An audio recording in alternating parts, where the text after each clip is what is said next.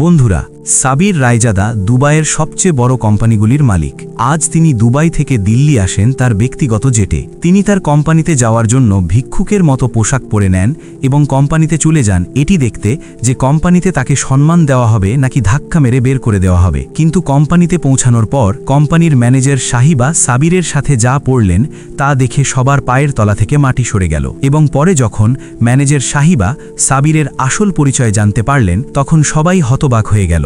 অবশেষে এমন কি রহস্য ছিল যে কোটিপতি মালিককে ভিক্ষুক হতে হলো? আসুন ভিডিওটি শুরু থেকে বুঝি। তবে ভিডিও শুরু করার আগে আমি আপনাদের কাছে একটি অনুরোধ করি যে ভিডিওটিতে এখনই একটি লাইক করে আমাদের চ্যানেলটি অবশ্যই সাবস্ক্রাইব করুন। পরে আপনারা এই রোমান্সে ভরা ভিডিওটির আবেগে হারিয়ে যাবেন এবং লাইক ও সাবস্ক্রাইব করতে ভুলে যাবেন, যা আমাদের জন্য খুবই দুঃখজনক হবে। এমন দুঃখ যেন আমাদের 10 দিনের ভিডিও তৈরির পরিশ্রম জ্বলে গেল। এবং কমেন্ট করে অবশ্যই জানান যে আপনারা আমাদের এই ভিডিওটি কোথা থেকে দেখছেন। তাহলে চলুন দেরি না করে এই গল্পের রোমাঞ্চকর যাত্রা শুরু করা যাক।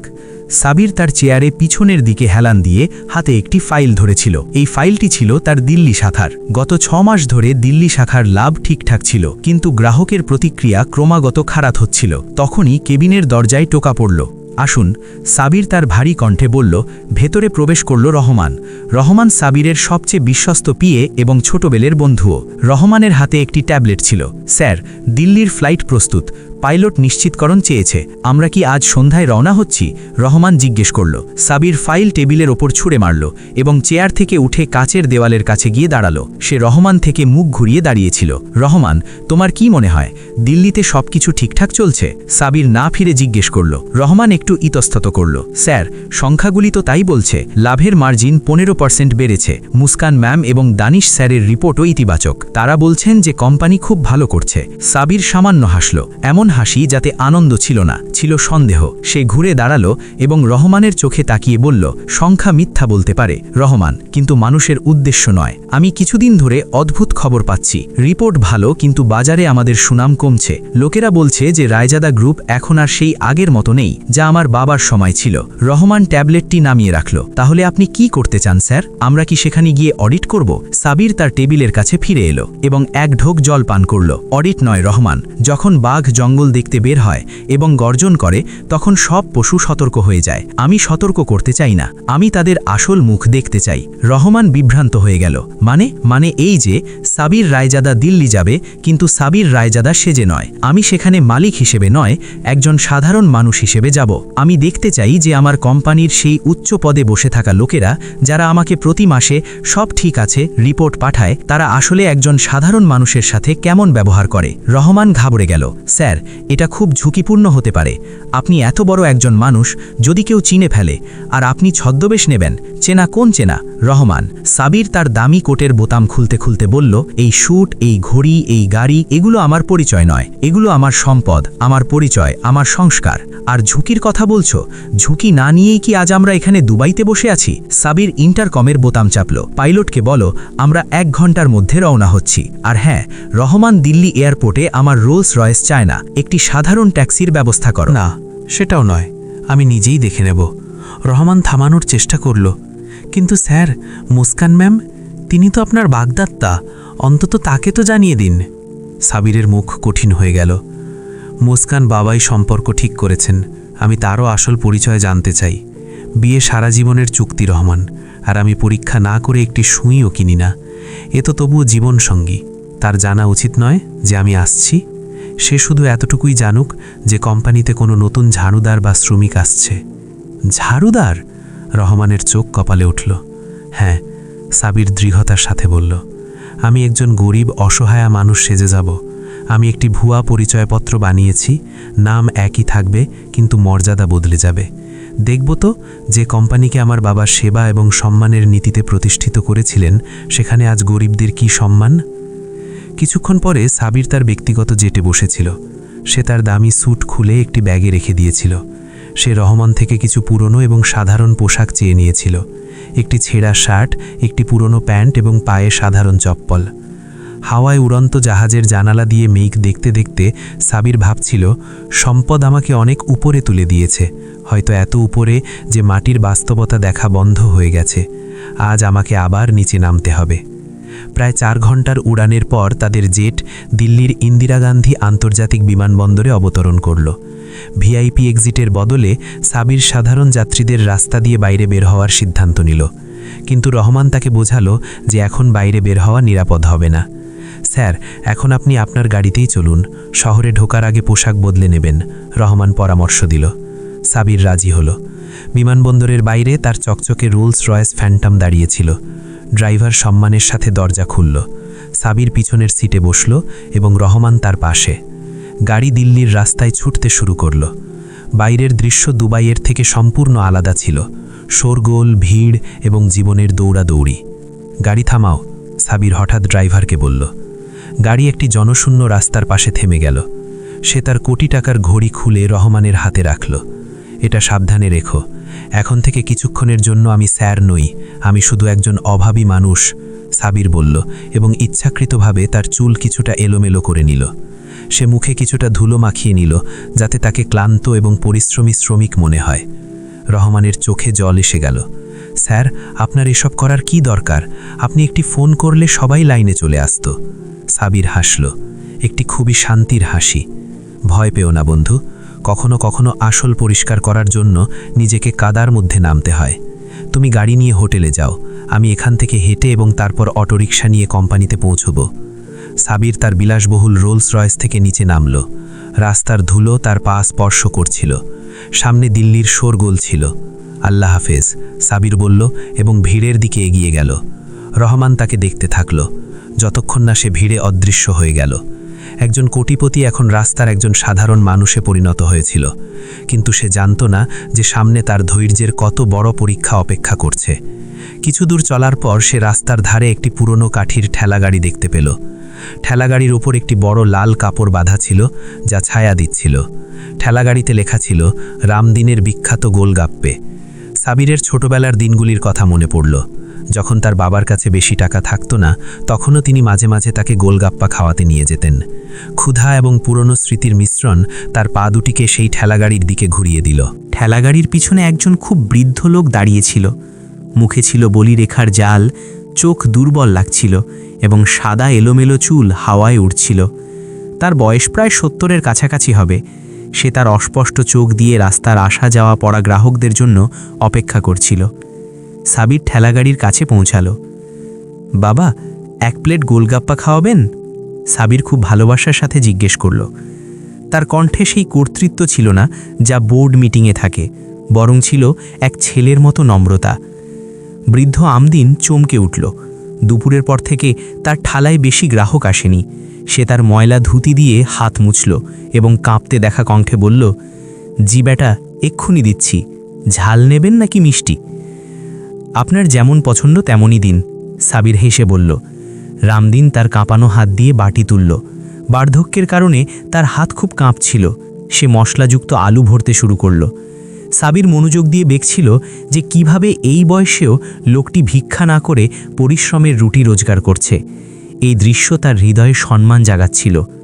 রামদিন তেঁতুল এবং পুদিনার জল ভরা একটি গোলগাপ্পা বাটিতে রাখল এবং সাবিরের দিকে বাড়িয়ে দিল। নাও বেটা, খেয়ে দেখো, রামদিন বলল। সাবির যেই হাত বাড়ালো তখনই একটি অপ্রত্যাশিত ঘটনা ঘটল। রামদিনের হাত হঠাৎ জোরে কেঁপে উঠল। ভারসাম্য নষ্ট হলো এবং জলে টইটম্বুর বাটিটি সাবিরের হাতে ধাক্কা লেগে সোজা তার শার্ট এবং প্যান্টের উপর পড়ে গেল। ছপাক! টক মিষ্টি এবং মশলাদার সবুজ জল সাবিরের পুরো শার্টে ছড়িয়ে পড়ল। তার পোশাক, যা আগে থেকেই পুরনো এবং সাধারণ ছিল, এখন পুরোপুরি ভিজে এবং দাগযুক্ত হয়ে গেল। আলুর মশলা তার জুতোয় পড়ল। এক মুহূর্তের জন্য নীরবতা ছেয়ে গেল। রামদিনের মুখ ভয়ে ফ্যাকাশে হয়ে গেল। তার চোখে মৃত্যুর মতো আতঙ্ক নেমে এলো। সে প্রায়শই দেখত যে যখন ধনী বা বাবু লোকেদের পোশাকে সামান্য ধুলো লাগে, তখন তারা কিভাবে গরিবদের উপর চিৎকার করে গালি দেয় এবং কখনো কখনো হাতও তোলে। রামদিনের পুরো শরীর থরথর করে কাঁপতে লাগল। সে সঙ্গে সঙ্গে ঠেলাগাড়ির পেছন থেকে বাইরে এলো এবং সাবিরের পায়ে প্রায় লুটিয়ে পড়ে কাকুতি মিনতি করতে লাগল। সাহেব, সাহেব, আমাকে ক্ষমা করে দিন, আমার ভুল হয়ে গেছে সাহেব। আমার হাত কাঁপে বাবুজি, আমি ইচ্ছাকৃতভাবে করিনি। তার কণ্ঠস্বর হৃদয় কাঁপিয়ে দিচ্ছিল। সে 2 হাত জোর করে কাঁদতে লাগল। আমি গরিব মানুষ সাহেব, আমার কাছে আপনার কাপড় ধোয়ার জন্য টাকা নেই। আমাকে মারবেন না সাহেব, আমাকে ক্ষমা করে দিন। সাবির হতবাক হয়ে গেল। সে তার নোংরা কাপড়ের দিকে একবারও তাকালো না। তার দৃষ্টি কেবল সেই বৃদ্ধ লোকটির দিকেই ছিল, যে তার বয়স এবং অভিজ্ঞতা থাকা সত্ত্বেও একজন যুবক ছেলের কাছে শুধু এই কারণে ভিক্ষা করছিল কারণ সে গরিব ছিল। সাবিরের বুকে ব্যথা অনুভূত হলো। ধনীরা কি গরিবদের মনে এতটা ভয় ঢুকিয়ে দিয়েছে? সাবির সঙ্গে সঙ্গে নিচে ঝুঁকল। সে রামদিনের দু কাঁধ ধরল এবং তাকে উপরে তুলল। আরে আরে বাবা, আপনি এ কী করছেন? সাবিরের কণ্ঠে ছিল অসাধারণ বিনয়। আপনি আমার পা কেন ছুঁচ্ছেন? আপনি তো আমার বাবার বয়সের। রামদিন, যিনি তখনও ভয় কাঁপছিলেন, তার ভেজা চোখ দিয়ে সাবিরকে দেখলেন। সে বিশ্বাসই করতে পারছিল না যে কেউ গালি না দিয়ে তাকে বাবা বলছে। কিন্তু বেটা, আমি তোমার কাপড়, তোমার ক্ষতি। সাবির হেসে তার শাড় ছেড়ে দিল। আরে বাবা, এই কাপড় কি? এগুলো তো বাজারে আবার পাওয়া যাবে। কিন্তু আপনার সম্মান যদি কমে যায়, তা কোথা থেকে আনবো? তারপরই তো নোংরা হয়েছে, মনুষ্যত্ব তো আর মলিন হয়নি।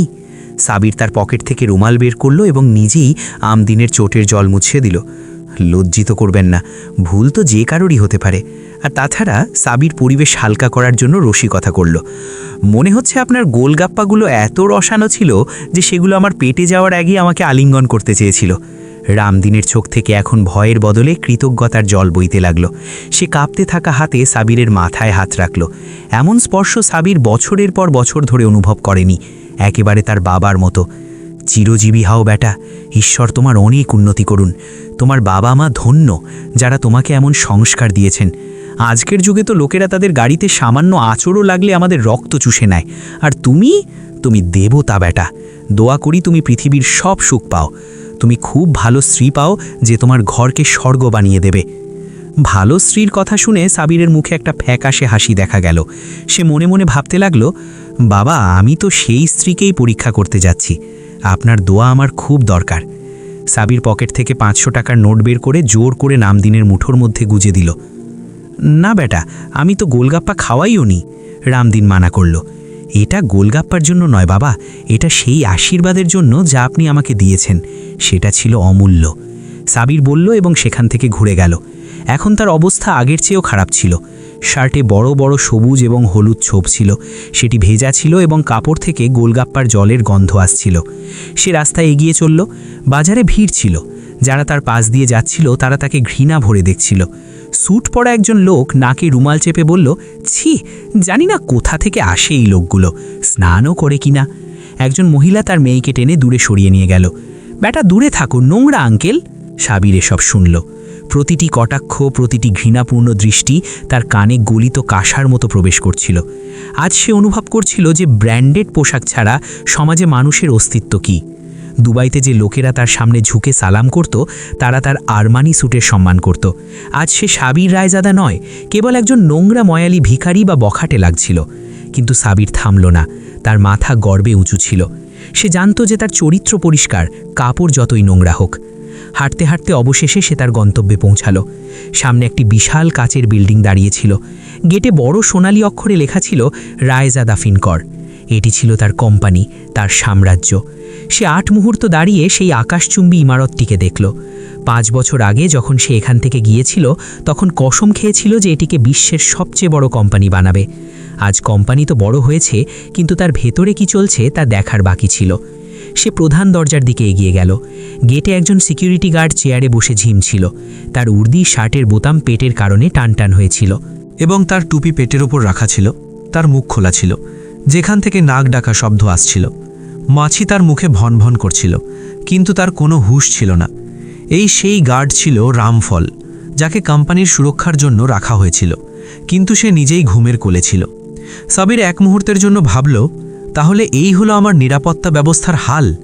সে ধীরে ধীরে গেটের ছোট দরজার দিকে এগিয়ে গেল। যেই সে লোহার গেটে ধাক্কা দিল, তাতে একটি ক্যাঁচ ক্যাঁচ শব্দ হলো। সেই শব্দে রামফলের ঘুম ভেঙে গেল। সে ঘাবড়ে উঠে দাঁড়ালো। টুপি নিচে পড়ে গেল। সে তার লাল এবং ঘুম জড়ানো চোখ ডল এবং সামনে একজন নোংরা মলিন পোশাকের লোককে ভেতরে ঢুকতে দেখল। তার ঘুমের ঘোর সাথে সাথে রাগে পরিণত হল। আরে ওহে প্রেমিক মেজাজের লোক! রামফল তার চেয়ার থেকে লাফিয়ে উঠে লাঠি ধরে চিৎকার করল, কোথায় মুখ ছলে চলে আসছিস রে? তোর পায়ে ব্রেক নেই নাকি? সাবির থেমে গেল। সে খুব নম্রতার সাথে মাথা নিচু করল। নমস্তে সাহেব, রামফল তাকে কথা বলার সুযোগই দিল না। সে ভারী পায়ে তার পেট দোলাতে দোলাতে সাবিরের কাছে এলো এবং তাকে ওপর থেকে নিচ পর্যন্ত তাকিয়ে দেখল। তার নাক কুঁচকে গেল। ছি ছি, কি দুর্গন্ধ মারছিস রে তুই! রামফল তার লাঠি সাবিরের বুকে ঠেকালো এবং তাকে পিছনের দিকে ধাক্কা দিল। এখানে কি ভান্ডারা চলছে যে তুই দৌড়ে চলে এলি, নাকি এটা কোনো ধর্মশালা? দেখতে পাচ্ছিস না, এটা রায়জাদা সাহেবের কোম্পানি। এখানে ভালো ভালো ধনীদেরও প্রবেশ চেক হয়ে হয়। আর তুই তো শাখা নর্দমা থেকে বেরোয়া ব্যাঙের মতো লাগছে। সাবির তার রাগ হজম করল। যদি সে চাইতো একটি ফোন ঘুরিয়ে রামফলের উর্দি খুলিয়ে দিতে পারত, কিন্তু আজ তাকে পরীক্ষা নিতে ছিল। সাবির হাত জোড় করল এবং তার কণ্ঠস্বর আরও নিচু করে বলল, সাহেব, আমি কোনো ভিখারি নই, আমাকে ডাকা হয়েছে, মুস্কান ম্যাডাম ডেকেছেন। সাহেব, এই দেখুন। সাবির কাটি এগিয়ে দিল।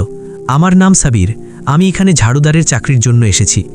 ম্যাডাম বলেছিলেন যে আজ থেকে যোগদান করতে হবে। রামফল কাঠটিকে এমনভাবে দেখল যেন সেটি কোনো বোমা। সে ঝাপটা মেরে সাবিরের হাত থেকে কাঠটি ছিনিয়ে নিল। ঝাড়ুদার? রামফল কার্ডের অস্পষ্ট ছবি এবং তারপর সাবিরের চেহারা মেলালো। চেহারা দেখে তো চোর চোক্কার হারে, কিন্তু কাজ করতে এসছে ঝামাদারের।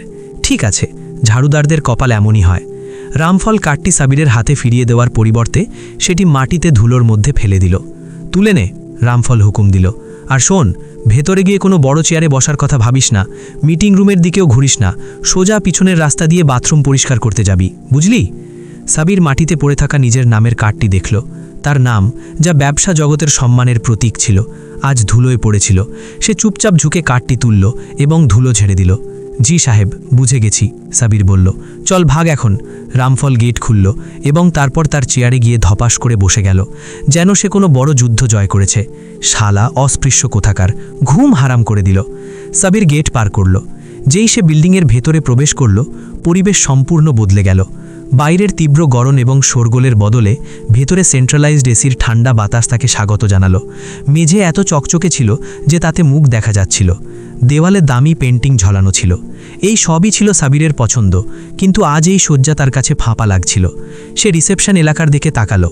সেখানকার দৃশ্য দেখে সাবিরের পায়ের তলা থেকে মাটি সরে গেল। অফিসের সময় শুরু হয়ে গিয়েছিল, কিন্তু কাজ করার জায়গা সেখানে একটি পিকনিকের মতো পরিবেশ ছিল। ডেস্ক খালি পড়েছিল। কম্পিউটার স্ক্রিনে কাজের ফাইলের বদলে সোশ্যাল মিডিয়া এবং গেম খোলা ছিল। রিসেপশনের কাছে 8 থেকে 10 জন কর্মচারীর একটি দল গোল হয়ে বসেছিল। তারা জোরে জোরে হাসছিল, চায়ে চুমুক দিচ্ছিল এবং গল্পগুজব করছিল। আরে শুনেছিস, শর্মাজির মেয়ে পালিয়ে গেছে, একজন বলল, এবং সবাই অট্টহাসে হেসে উঠল। বাদ দে ইয়ার, এটা বল আজ লাঞ্চে কি আছে, অন্যজন জিজ্ঞাসা করল। কোম্পানি, ক্লায়েন্ট বা লক্ষ্যমাত্রা নিয়ে কারো কোনো চিন্তা ছিল না। সাবিরের মনে পড়ল যে দুবাইতে বসে সে যে রিপোর্টগুলো পেত তাতে লেখা থাকত কর্মীরা পূর্ণ নিষ্ঠার সাথে কাজ করছে। সেই নিষ্ঠা এখানে পরিষ্কার দেখা যাচ্ছিল। সাবির ধীরে ধীরে সেই দলটির কাছে গেল। তার জুতোয় শব্দ মার্বেল মেঝেতে প্রতিধ্বনিত হলো। যেই সে কাছে এলো, তার কাপড় থেকে আসা গোলগাপ্পার জলের টক গন্ধ সেখানকার দামি পারফিউমের হাওয়ায় মিশে গেল। হাসিটা হঠাৎ থেমে গেল। নীরবতা ছেয়ে গেল। এক এক করে সব কর্মচারীরা তাদের নাক কুঁচকে নিল। তারা ঘুরে তাকিয়ে দেখল যে সামনে একজন নোংরা পোশাকের লোক দাঁড়িয়ে আছে, যার শার্টে বড় বড় দাগ এবং চুল এলোমেলো। উফ, এ কি দুর্গন্ধ! একজন মহিলা কর্মচারী নাকে ফাইল চাপা দিয়ে বলল। আর এই ভিখারি ভেতরে এলো কি করে? অন্যজন ঘৃণা ভরে বলল। তারা এমনভাবে দেখছিল যেন কোনো এলিয়েন এসে পড়েছে। তারা পচা মুখ করে ফিসফিস করতে লাগলো। ঘাট কোথায় মরেছে যে কাউকে ভেতরে আসতে দেয়? তিয়ার, আমার তো মেজাজ খারাপ হয়ে গেল এর মুখ দেখে। তখনই সেই দলের মাঝখান থেকে একজন লোক উঠল। সে সবার থেকে আলাদা দেখাচ্ছিল। সে খুব টাইট ফিটিং শার্ট পরেছিল এবং চুলে প্রচুর জেল লাগিয়েছিল। তার মুখে একটি অদ্ভুত অহংকার ছিল, যেন এই কোম্পানি তারই। এই ছিল দানিশ, কোম্পানির ভাইস প্রেসিডেন্ট এবং মুস্কানের প্রেমিক। সে জানত যে মুস্কানের সাথে তার সম্পর্কের কারণে কেউ তার কিছু করতে পারবে না। সে নিজেকে এই জায়গার আসল মালিক মনে করত। দানিশ তার চেয়ার থেকে স্টাইলে উঠল। সে তার দামি ঘড়ির দিকে তাকালো এবং তারপর সাবিরের দিকে। তার চোখে আগুন ছিল। তার রাজকীয় মজলিসে এই আবর্জনার আশা সে নিজের অপমান মনে করল। দানিশ ধীরে ধীরে একজন শিকারীর মতো সাবিরের দিকে এগিয়ে গেল। বাকি কর্মচারীরাও মজা নেওয়ার জন্য সোজা হয়ে বসল। তারা জানত যে এবার নাটক হতে চলেছে। দানিশ সাবিরের ঠিক সামনে এসে থামল। সে সাবিরকে ওপর থেকে নিচ পর্যন্ত স্ক্যান করল। তারপর একটি নোংরা হাসি হাসল। কিরে, রাস্তা ভুলে গেছিস নাকি? ভিক্ষা চাওয়ার নতুন জায়গা খুঁজছিস? দানিশ কঠোর কণ্ঠে জিজ্ঞাসা করল। তুই জানিসও তুই কোথায় দাঁড়িয়ে আছিস? এটা রায়জাদা ফিনকর। এখানে তোর যোগ্যতার অকাতের লোক গেটের বাইরেও দাঁড়াতে পারে না। সাহেব, আমি। সাবির তার কথা বলতে চাইল। চুপ, দানিশ গর্জন করল। তার কণ্ঠস্বর পুরো হলে প্রতিধ্বনিত হলো। যখন আমি কথা বলছি তখন মাঝখানে কথা বলিস না। শালা পতিচোর, তুই ভেতরে ঢুকলি কি করে? গার্ড ঘুমোচ্ছিল নাকি তুইও তাকে তোর দারিদ্রের গল্প শুনিয়ে কাঁদতে শুরু করে দিলি? দানিশ সাবিরের কাছে এসে তার শার্টের নোংরা অংশ আঙুল দিয়ে ছোঁয়ার ভান করল এবং তারপর ঝেড়ে দিল। দেখছিস বন্ধুরা, দানিশ পিছন ফিরে তার চামচাদের বলল, এটা ঋণের কোম্পানি, কিন্তু আমার মনে হয় না এই ঋণ নিতে এসেছে। এ হয়তো আমাদের ডাস্টবিনে খাবার চেক করতে এসেছে। পুরো স্টাফ অট্টহাসি হেসে উঠল। তাদের হাসির ছুরির মতো সাবিরের হৃদয় বিঁধছিল। কিসের ওপর ঋণ নিবি তুই? দানিশ আবার সাবিরের দিকে ঘুরল। তার কণ্ঠে বিষ ছিল। এই পচা কাপড়ের ওপর, নাকি সেই বাটির ওপর যা তুই বাইরে লুকিয়ে রেখেছিস? বল, কে দিয়েছে তোকে এই কাপড়গুলো ভিক্ষায়? কোথাও ময়লার স্তূপ থেকে তো তুলিসনি। সাবির মুঠি বাঁধল, কিন্তু মুখ শান্ত রাখল। সে স্থির করেছিল যে সে এখন নিজের পরিচয় জানাবে না। সাহেব, আমি কাজের জন্য এসেছি। আমাকে মুস্কান ম্যাডাম। আবার সেই কথা। দানিশের রাগ সপ্তমে চড়ল। মুস্কানের নাম তোর নোংরা মুখে নিবি না। তোর মুখ দেখেই আমার পুরো দিন খারাপ হয়ে গেছে। সকাল সকাল অস্পৃশ্যদের মুখ দেখলে দিনভর দুর্ভাগ্য লেগে থাকে। সাবির খুব নম্রতার সাথে বলল, সাহেব, আপনি যেমন ভাবছেন তেমন নয়। আমি আপনাকে শুধু এটা বলতে চাইছিলাম যে মানুষের কাপড়। সাবির কার বাক্য শেষও করতে পারেনি। দানিশের ধৈর্যের বাঁধ ভেঙে গেল। চাটাক! একটি প্রচণ্ড থাপ্পড়ের শব্দ পুরো হলে প্রতিধ্বনিত হল। এই শব্দ এমন ছিল যে তার নীরবতাকে ভেদ করে প্রতিটি কর্মচারীর কানে পৌঁছল। দানিশ পুরো শক্তি দিয়ে সাবিরের গালে চড় মেরেছিল। সাবিরের মুখ একদিকে ঘুরে গেল। গালে জ্বালা অনুভূত হল। কিন্তু তার চেয়ে বেশি জ্বালা সে তার হৃদয় অনুভব করছিল। এই থাপ্পড় সাবির রায়জাদার গালে পড়েনি, বরং তার বিশ্বাস এবং সেই মূল্যবোধের ওপর পড়েছিল যার ওপর তার বাবা এই কোম্পানি প্রতিষ্ঠা করেছিলেন। কিছুক্ষণের জন্য সেখানে সম্পূর্ণ নীরবতা ছেয়ে গেল, কিন্তু পরের মুহূর্তে যা ঘটল তা সাবিরের রাতকে ক্ষতবিক্ষত করে দিল। কোম্পানির সব কর্মচারী যারা এই তামাশা দেখছিল তারা ভয় পাবার বা আফসোস করার পরিবর্তে অট্টহাসি হেসে উঠল। আরে বাহ, কি শট মেরেছেন স্যার, মজা এসে গেল। ভিখারি জানতে পারল বসকে। অন্যজন হাসতে হাসতে বলল, বেচারা আজ ভুল হাতে পড়েছে, দানিশ স্যার তো ধোলাই করে দেন। একটি মেয়ে হেসে বলল। সাবির তার গাল শোলালো এবং ধীরে ধীরে তার মুখ সোজা করল। তার চোখে এখন জল ছিল না, বরং ছিল এক ঠান্ডা আগুন। সে দানিশের দিকে তাকালো, যে তার জয় হাসছিল এবং তার হাতের তালু ঝাড়ছিল, যেন কোনো নোংরা জিনিস ছুঁয়েছে। কিরে, মজা পেয়েছিস?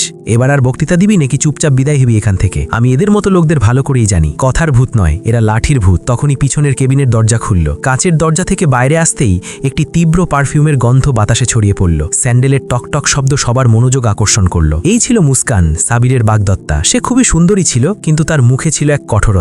সে একটি দামি ডিজাইনার স্যুট পরেছিল এবং হাতে হীরার চুনি জলজল করছিল, সেই চুড়ি যা সাবিরের বাবা তাকে বাগদানের সময় পাঠিয়েছিলেন। কি চলছে? মুস্কান তার তীক্ষ্ণ কণ্ঠে জিজ্ঞেস করল। এত শোরগোল কেন করছো? কারো কি কাজ করতে হবে না? দানিশের আচরণ সঙ্গে সঙ্গে বদলে গেল। সে মুস্কানের দিকে ঘুরল এবং একটি মিষ্টি কিন্তু কৃত্রিম হাসির সাথে বলল, কিছু না ইয়ার মুস্কান, জানি না কোথা থেকে এই ভিখারি ভেতরে ঢুকে পড়েছে। গার্ড হয়তো বাইরে ঘুমোচ্ছিল, এখানে ভেতরে এসে অভদ্রতা করছিল, শুধু তাকেই একটা শিক্ষা দিচ্ছিলাম। মুস্কানের চোখ ঘরের পরিস্থিতি জরিপ করল এবং তারপর সাবিরের উপর এসে থামল। সাবিরের হৃৎপিণ্ড জোরে ধরফর করতে লাগলো। সে তার নাক কুচকে নিল, যেন কোনো পচা প্রাণীর পাশে দাঁড়িয়ে আছে। ও গড!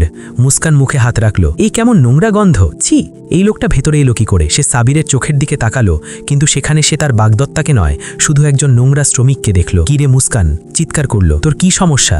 তুই জানিস তুই কোথায় দাঁড়িয়ে আছিস? নিজের অবস্থাটা দেখতো, আয়নায় চেহারা দেখেছিস? এখানে বড় বড় ব্যবসায়ী আসে, আর তুই এখানে তোর গন্ধ ছাড়াতে এসেছিস? সাবিরের মনে হলো যেন কেউ তার বুকে ছুরি ঢুকিয়ে দিয়েছে। এই সেই মেয়ে ছিল যার সাথে সে বিয়ে করে জীবন কাটাতে যাচ্ছিল। ম্যাডাম, আমি এখানে চাকরির জন্য। সাবির ক্ষীণ কণ্ঠে বলার চেষ্টা করল। চুপ কর! মুস্কান চিৎকার করে তাকে চুপ করিয়ে দিল। চাকরি? আমার কোম্পানিতে? তোর মতো 2 পয়সার মানুষকে আমি আমার বাড়ির টয়লেট পরিষ্কার করার জন্য রাখবো না। তোর কি মনে হয়েছিল এখানে খয়রাত বিলি হচ্ছে? মুস্কান দানিশের বিচে তাকালো এবং বলল, দানিশ, তুমি একে শুধু একটা থাপ্পড় মেরেছ? আমি হলে এর চামড়া তুলে নিতাম। এই গরিবদের এটাই সমস্যা, এদের আঙুল ধরলে এরা মাথায় চড়ে বসে। তারপর মুস্কান দানিশের হাত ধরল এবং আদর করে বলল, ডার্লিং, তুমি কেন তোমার হাত নোংরা করছো? গার্ড কিসের জন্য আছে? তারপর সে জোরে চিৎকার করল, রামফল, কোথায় মরলি তুই? রামফল! তার আওয়াজ শুনে বাইরে বসা রামফল ঘাবড়ে গেল। সে জানত যে ম্যাডামের রাগ কতটা খারাপ। সে তার টুপি সামলাতে সামলাতে দৌড়ে ভেতরে এলো। তার পেট দুলছিল এবং শ্বাস ফুলছিল। জি জি ম্যাম। রামফল তোতলাতে তোতলাতে এলো এবং সেলাম করলো। সকাল সকাল মদ খেয়েছিস নাকি রামফল? মুস্কান তাকে বকলো। এই আবর্জনা ভেতরে এলো কি করে? তুই গেটে কি নাচ দেখছিলি? তোর মাইনে কাটবো নাকি এই মাসের? রামফলের ঘাম ছুটলো। সে ভয় পেয়ে সাবিরের দিকে তাকালো এবং সমস্ত রাগ তার উপর ঝেড়ে ফেলার সিদ্ধান্ত নিল। না ম্যাডাম জি, মাফ করে দিন। এ শালা দেওয়াল টপকে এসেছিল, আমি তো একে তাড়িয়ে দিয়েছি। গেছিলাম। রামফল মিথ্যা বলল। বাহানা করিস না। মুস্কান সাবিরের দিকে ইশারা করলো, যেন কোনো ময়লার স্তূপের দিকে ইশারা করছে। একে এক্ষুনি বাইরে ফেলে দে। আর শোন, আরামে নয়, টেনে হিচড়ে নিয়ে যায় একে। এই অস্পৃশ্যকে জানতে হবে যে রায়জাদা কোম্পানির ভেতরে ঢোকার ফল কি হয়। রামফল নির্দেশ পেয়ে গেল। সে বাঘ হয়ে গেল। সে এগিয়ে গিয়ে সাবিরের কলার ধরল। খুব শখ হয়েছে না এসির বাতাস খাবার? এবার তোকে হাজতের বাতাস খাওয়াবো। রামফল সাবিরকে ধাক্কা দিল। সাবির নিজেকে সামলালো। এবার অনেক হয়েছে। তার পরীক্ষা এখন তার শেষ পর্যায়ে ছিল। সে রামফলের হাত ঝেড়ে তার দিল। চোখে এখন সেই অসহায়তা ছিল না, বরং ছিল এমন এক তেজ যা থেকে রামফল এক কদম পিছিয়ে গেল। সাবির সরাসরি মুস্কানের চোখে তাকালো এবং ভারী কণ্ঠে বলল, টেনে হিচড়ে তো এই নিয়ে যাবে ম্যাডাম, কিন্তু আমাকে নয়, তোমাকে এবং তোমার এই দানিশকে। পুরো অফিসে নীরবতা চেয়ে গেল। কেউ বিশ্বাস করতে পারছিল না যে একজন ছেঁড়া পোশাকের শ্রমিক ম্যানেজারকে হুমকি দিয়েছে। মুস্কানের মুখ রাগে লাল হয়ে গেল।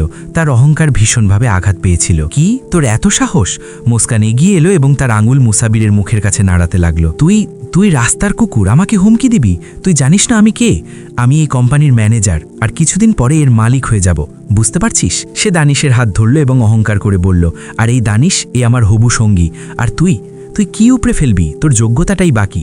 দুবেলার রুটির জন্য ভিক্ষা চাওয়া লোক তুই, আমাদের যোগ্যতা শেখাবি? সাবির একটি গম্ভীর শ্বাস নিল। মুস্কানের মুখ থেকে মালকিন হয়ে যাব শুনে তার সব সন্দেহ বিশ্বাসে পরিণত হলো। এই মহিলা তাকে নয়, তার সম্পদকে ভালোবাসত। যোগ্যতা, সাবির ধীরে ধীরে পুনরাবৃত্তি করল। যোগ্যতা তো আমি তোমাদের দেখাবো মুস্কান, আসলে আমার কতটুকু আর তোমাদের কতটুকু।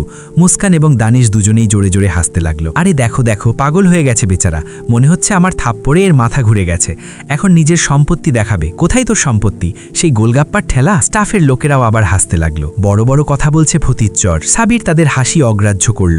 সে খুব শান্তভাবে পকেটে হাত ঢোকালো। রামফল তাকে থামানোর জন্য এগিয়ে এলো। ওহে, কি বের করছিস? ছুরি টুরি নাকি? কিন্তু সাবির ছুরি বের করল না। সে তার ফোন বের করল। এটি কোনো সাধারণ ফোন ছিল না, এটি ছিল একটি স্যাটেলাইট ফোন যা সে ইমার্জেন্সির জন্য রেখেছিল। কিন্তু তার স্ক্রিন ভাঙা ছিল, যা সে ইচ্ছাকৃতভাবে বদলায়নি যাতে সেটি পুরনো দেখায়। সাবির একটি নম্বর ডায়াল করল। তার দৃষ্টি মুস্কানের মুখ থেকে সরেনি। সে ফোন কানে লাগালো। অন্য প্রান্তে রিং বাজলো এবং সঙ্গে সঙ্গে ফোনটি তুলে নেওয়া হলো। হ্যালো ড্যাড, সাবির শান্ত কিন্তু অত্যন্ত কঠোর কণ্ঠে বলল। এই কেমন কর্মচারী রেখেছো তুমি, যাদের এতটুকুও জ্ঞান নেই যে গ্রাহক তো দূরের কথা, একজন মানুষের সাথে কিভাবে কথা বলতে হয়? সবার হাসি থেমে গেল। ড্যাড শব্দটি শুনে মুস্কানের কপালে ভাঁজ পড়ল, কিন্তু তারপর সে ভাবল যে কোনো গরিব হয়তো তার বাবার কাছে অভিযোগ করছে। সাবির আরও বলল, ড্যাড, আমার মনে হয় আপনি যাকে আমার স্ত্রী হিসাবে বেছে নিয়েছেন সে একটি খুব বড় ভুল।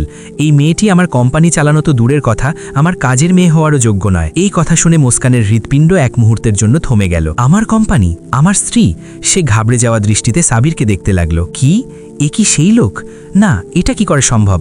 এ তো নোংরা ভিখারি। সাবির ফোনটি কান থেকে সরিয়ে মুস্কানের দিকে বাড়িয়ে দিল। নাও, সাবির আদেশ দিল, কথা বলো এবং দেখে নাও আমার যোগ্যতা। মুস্কানের হাত কাঁপতে লাগলো। সে বুঝতে পারছিল না কি করবে। পরিবেশে একটি অদ্ভুত ভয় ছড়িয়ে পড়েছিল। দানিশও এখন চুপ ছিল, তার কিছু গলমাল মনে হচ্ছিল। মুস্কান কাঁপতে থাকা হাতে ফোন ধরল। হ্যালো, সে ভয়ে ভয়ে বলল। অন্য প্রান্তে একটি প্রভাবশালী এবং পরিচিত কণ্ঠস্বর প্রতিধ্বনিত হলো, যা সে বহুবার ভিডিও কনফারেন্সিংয়ে শুনেছিল। এটি ছিল রায়জাদা গ্রুপের চেয়ারম্যান সাবিরের বাবার কণ্ঠস্বর। হ্যালো মুস্কান। পিতার কণ্ঠে রাগ স্পষ্ট ছিল। আমার ছেলে সাবির যা বলেছে তা কি সত্যি? মুস্কানের পায়ের তলা থেকে মাটি সরে গেল। তার হাত থেকে ফোনটি ছুটে গেল এবং মাটিতে পড়ে গেল। তার মুখ এমন সাদা হয়ে গেল যেন এক ফোঁটাও রক্ত অবশিষ্ট নেই। সে তার চোখের সামনে অন্ধকার নেমে আসতে দেখল। যে ভিখারিকে সেইমাত্র অস্পৃশ্য বলেছিল, যাকে দানিশ থাপ্পড় মেরেছিল, যাকে ধাক্কা মেরে বাইরে বের করে দেওয়ার হুকুম দিয়েছিল, সে আর কেউ নয়, বরং তার হবু স্বামী এবং এই সাম্রাজ্যের মালিক সাবির রায়জাদা ছিল। মুস্কানের ফোন মাটিতে পড়ে ভেঙে গেল, ঠিক যেমন এই মুহূর্তে তার অহংকার ভেঙে গিয়েছিল। পুরো অফিস যা কিছু মুহূর্ত আগে অট্টহাসিতে মুখরিত ছিল, এখন শ্মশানের মতো নীরবতায় ডুবে গেল। সেখানে উপস্থিত প্রতিটি মানুষের শ্বাস আটকে গিয়েছিল। সবার চোখ ছিল মুস্কানের মুখের ওপর, যা ভয়ে ফ্যাকাশে হয়ে গিয়েছিল। সে পাথরের মূর্তি হয়ে গিয়েছিল। দানিশ যে তখনও কিছু বুঝতে পারছিল না, সে মুস্কানের কাঁধ ঝাঁকলো। কি হলো বেবি? কে ছিল ফোনে? তুমি এত ভয় পেয়ে গেলে কেন? দানিশ উদাসীনভাবে জিজ্ঞেস করল।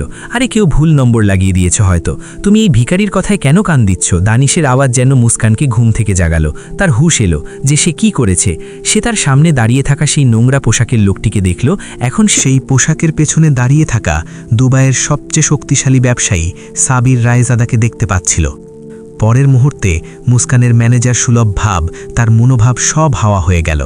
তার হাঁটু ভেঙে গেল এবং সে ধরাম করে সাবিরের পায়ে লুটিয়ে পড়ল। এ দৃশ্য দেখে অফিসের কর্মচারীরা তাদের চেয়ার থেকে উঠে দাঁড়ালো। না না, আমি কি করলাম? মুস্কানের গলা রুদ্ধ হয়ে গেল, তার চোখ থেকে অশ্রুর বন্যা ছুটে এলো।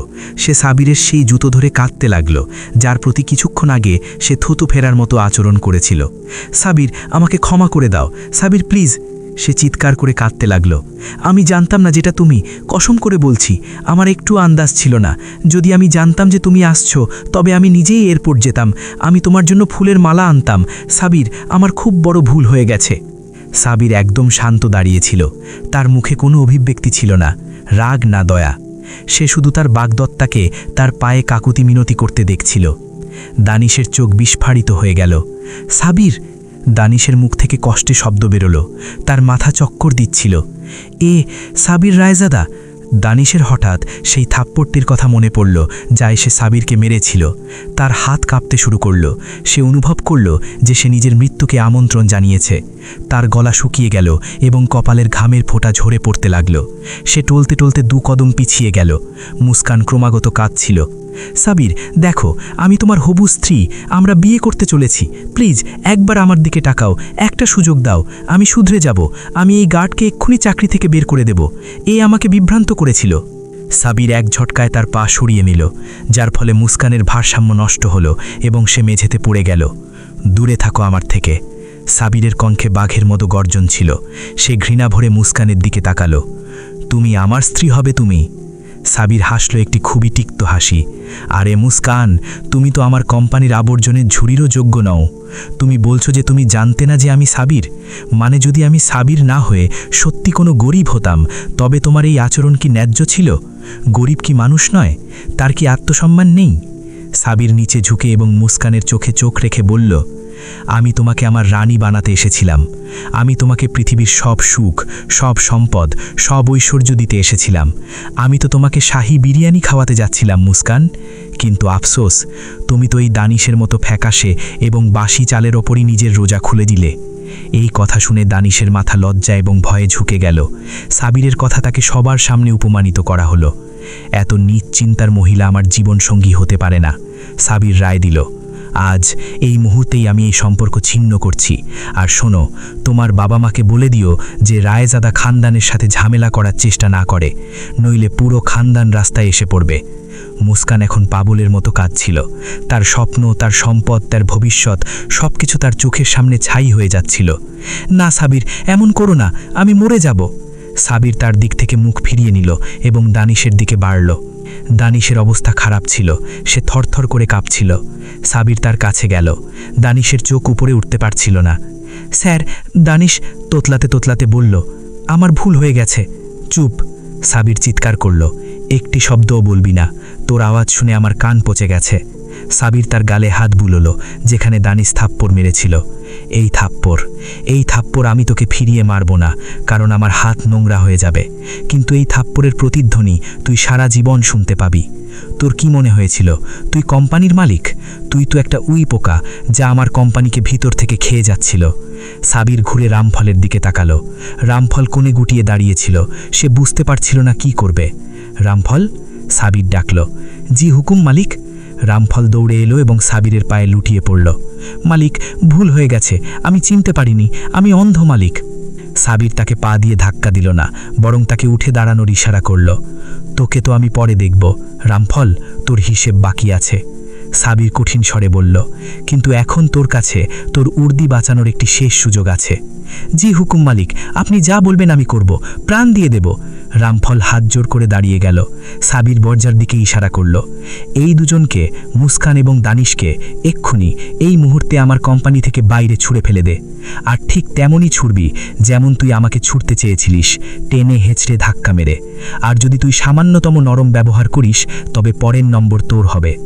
রামফল যেন নতুন জীবন পেল। তার চাকরি বাঁচাতে ছিল। সে সঙ্গে সঙ্গে দানিশের দিকে ঝাঁপিয়ে পড়ল। চল, বাইরে বেরো। রামফল দানিশের কলার ধরল এবং তাকে জোরে ঝাঁকালো। দানিশ, যে কিছুক্ষণ আগেও ভিপি ছিল, এক ঝটকায় অপরাধী হয়ে গেল। তারপর রামফল মুস্কানের হাত ধরল। ছাড়ো আমাকে, তুমি আমাকে হাত কি করে লাগালে? মুস্কান চিৎকার করল। চুপ কর ম্যাডাম।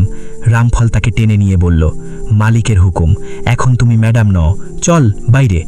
পুরো স্টাফ এই দৃশ্য দেখছিল। রামফল মুস্কান এবং দানিশকে টেনে হেঁচড়ে প্রধান দরজা পর্যন্ত নিয়ে গেল। তারা দুজনেই চিৎকার করতে থাকলো, ক্ষমা চাইতে থাকলো, কিন্তু রামফল তাদের নিয়ে গিয়ে রাস্তায় ঠেলে দিল এবং জোরে লোহার গেট বন্ধ করে দিল। ধারাম। গেট বন্ধ হওয়ার শব্দের সাথে সাথেই অফিসে আবার নীরবতা ছেয়ে গেল। কিন্তু এবার এই নীরবতা ভয়ের ছিল না, বরং সম্মানের ছিল। সাবির এখন অফিসের মাঝখানে দাঁড়িয়েছিল। তার কাপড় নোংরা ছিল, কিন্তু তার উচ্চতা সেখানে উপস্থিত প্রতিটি মানুষের চেয়ে বড় লাগছিল। সে চারদিকে তাকালো। সব কর্মচারী মাথা নিচু করে দাঁড়িয়েছিল। যে লোকেরা তার মজা উড়াচ্ছিল, এখন তারা তার সাথে চোখ মেলানোর সাহসও পাচ্ছিল না।